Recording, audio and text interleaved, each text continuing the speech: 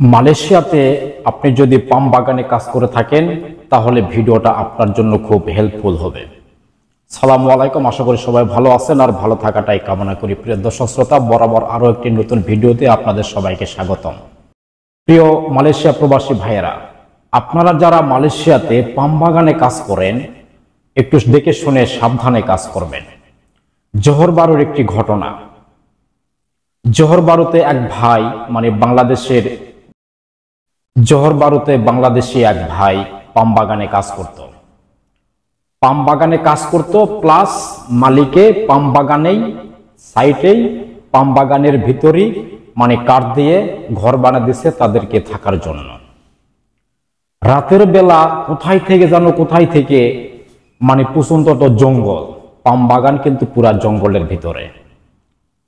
তো সেখানে রাতের বেলা বাঘ এসে যে দেখতেই তো পাচ্ছেন সাইটে ভিডিওটা চলতেছে, বাঘ এসে এমন ভাবে হামলা করছে যে এই বাংলাদেশি এই ভাইটির যে যুবক বয়সে এই ভাইটির এক হাত অলরেডি চলে গিয়েছে।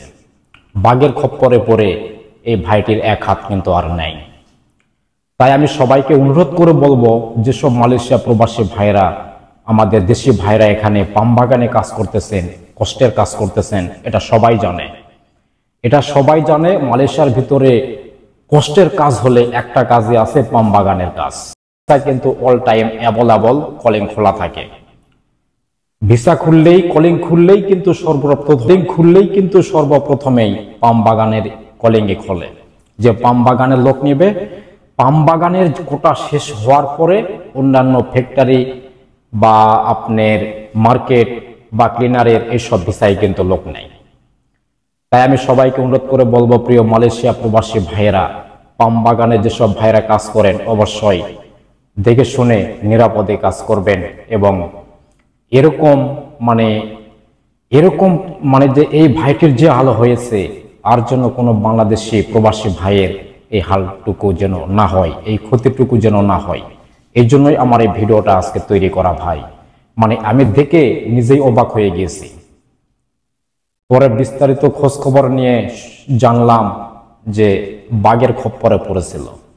বাঘ হামকি দিয়ে যে এক হাত অলরেডি নিয়ে চলে গেছে। এই ভাইটি শুধু জীবনটা নিয়ে ফিরে এসেছে সেখান থেকে।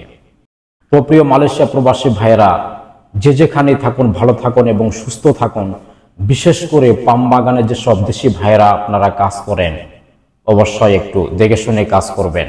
এবং রাতের বেলা আপনারা যারা পাম বাগানের ভিতরেই আপনাদেরকে বাসা করিয়ে দিয়েছে থাকার জন্য, সেসব ভাইয়েরা একটু নিরাপদে থাকবেন। ওকে, আল্লাহ হাফেজ, সালামু আলাইকুম।